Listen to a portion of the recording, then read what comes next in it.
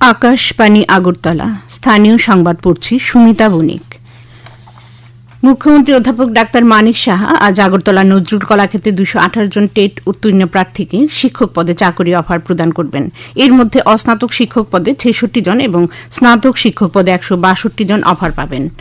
আজ ত্রিপুরা মধ্যশিক্ষা পর্ষদ পরিচালিত মাধ্যমিক, উচ্চ মাধ্যমিক, মাদ্রাসা আলিম ও মাদ্রাসা ফাজিল পরীক্ষার ফল প্রকাশিত হবে। পর্ষদের সচিব দুলাল দে জানান, www.tbsc.tripura.gov.in, www.tbsresults.tripura.gov.in, www.tbsc.tripurainfo.com, www.jagaranjosh.com, www.results.shiksha.com এবং www.indianexpress.com ওয়েবসাইটে ফল দেখা যাবে। রাষ্ট্রসংঘের মহাসচিব অ্যান্টনিও গুটেরেস কাশ্মীরের পেহেলগাঁওয়ে সন্ত্রাসবাদী আক্রমণের প্রতিবাদ জানিয়ে কেন্দ্রীয় বিদেশমন্ত্রী এস জয়শঙ্করের সাথে টেলিফোনে কথা বলেন। সামাজিক যোগাযোগ মাধ্যমে বিদেশমন্ত্রী জানান, উভয় পক্ষের মধ্যে গুরুত্বের সাথে বিষয়টি নিয়ে আলোচনা হয়। বিদেশমন্ত্রী আরও জানান, ভারত ওই ঘটনার ন্যায় প্রতিষ্ঠার জন্য প্রতিশ্রুতিবদ্ধ। কৃষিমন্ত্রী রতনলাল নাথ বলেছেন, ডাল শস্য উৎপাদনে এখনও স্বয়ম্বর নয় ভারতবর্ষ।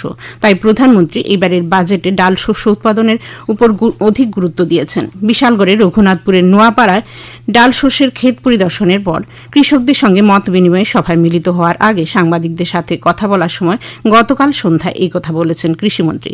রাজ্যের কৃষি মহাবিদ্যালয় ও কৃষি দপ্তরের সহায়তায় এই এলাকার ৪৫ জন কৃষক প্রায় ১০০ কানি জমিতে প্রদর্শনীমূলক মুগ ও মাসকলাই ডালের চাষ শুরু করেছেন গত মার্চ মাস থেকে। কৃষিমন্ত্রী কৃষকদের ডাল ক্ষেত পরিদর্শন ও তাদের সঙ্গে মত বিনিময় করেন।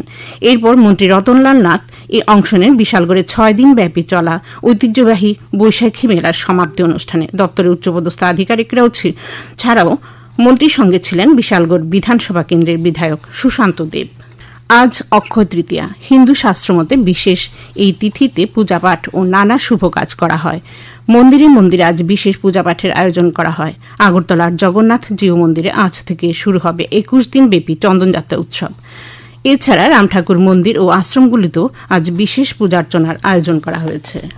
জাতীয় পঞ্চায়েতি রাজ দিবস উপলক্ষে গতকাল উত্তর ত্রিপুরা জেলার কদমতলা ব্লক স্তরে এক গুরুত্বপূর্ণ সভার আয়োজন করা হয়। কদমতলা পঞ্চায়েত সমিতির হলে সভার উদ্বোধন করেন কদমতলা পঞ্চায়েত সমিতির চেয়ারম্যান মিহির রঞ্জন নাথ। উপস্থিত ছিলেন পঞ্চায়েত সমিতির ভাইস চেয়ারম্যান বিদ্যাভূষণ দাস, কদমতলা ব্লকের বিডিও সঞ্জীব দেবনাথ প্রমুখ।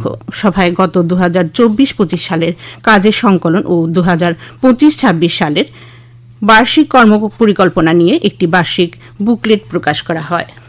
নারিকেল এবং সুপারি চাষকে আরও সমৃদ্ধ করতে কৃষি কলেজে একদিনের কর্মশালা অনুষ্ঠিত হয়। গতকাল অনুষ্ঠানে কৃষক ও কৃষি কল্যাণ দপ্তরের অধিকর্তা ফণীভূষণ জমাতিয়া জানান, কর্মশালায় বিভিন্ন রাজ্যের বিভিন্ন প্রান্ত থেকে আগত কৃষকদের উন্নত প্রজাতির নারিকেল এবং সুপারি চাষের উপর প্রশিক্ষণ দেওয়া হয়েছে।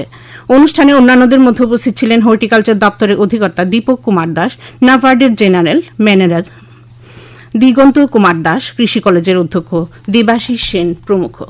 ত্রিপুরা ক্রিকেট অ্যাসোসিয়েশন পরিচালিত মহিলাদের ঘরোয়া টি-20 সিনিয়র ক্রিকেট প্রতিযোগিতা গতকাল থেকে শুরু হয়েছে। প্রথম দিনে 3টি মাঠে মোট 6টি খেলা হয়। নরসিংগড়ের টিআইটি মাঠে 2টি খেলায় ব্লাড মাউথ ক্লাব 99 রানে নিউ প্লে সেন্টারকে এবং চাম্পামোড়া কোচিং সেন্টার 44 রানে ইউনাইটেড বিএসটিকে পরাজিত করে। মেলাঘরের মাঠে 2টি খেলা এগিয়ে চলো সংঘ 10 উইকেটে বিদ্যাসাগর কোচিং সেন্টারকে এবং তরুণ সংঘ কোচিং সেন্টার 10 উইকেটে কর্নেল কোচিং সেন্টারকে হারিয়ে দেয়। এছাড়া এমবিবি স্টেডিয়ামে 2টি খেলায় মোচা ক্লাব 63 রানে এডিনগর প্লে সেন্টারকে এবং ইউনাইটেড ফ্রেন্ডস 124 রানে ক্রিকেট অনুরাগী কোচিং সেন্টারকে পরাজিত করে। এখন আবহাওয়ার খবর।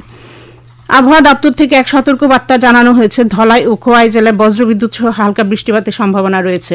কিছু কিছু স্থানে বজ্রবিদ্যুৎ সহ হালকা ও মাঝারি বৃষ্টিপাতের সম্ভাবনা রয়েছে। আজ দিনের সর্বোচ্চ তাপমাত্রা থাকতে পারে 32.2 ডিগ্রি সেলসিয়াস কাছাকাছি। আজ ভোরে সর্বনিম্ন তাপমাত্রা ছিল 22.8 ডিগ্রি সেলসিয়াস। এখনকার মতো স্থানীয় সংবাদ এখানে শেষ হলো। পরবর্তী বাংলা স্থানীয় সংবাদ প্রচারিত হবে আজ সন্ধ্যা 7:55।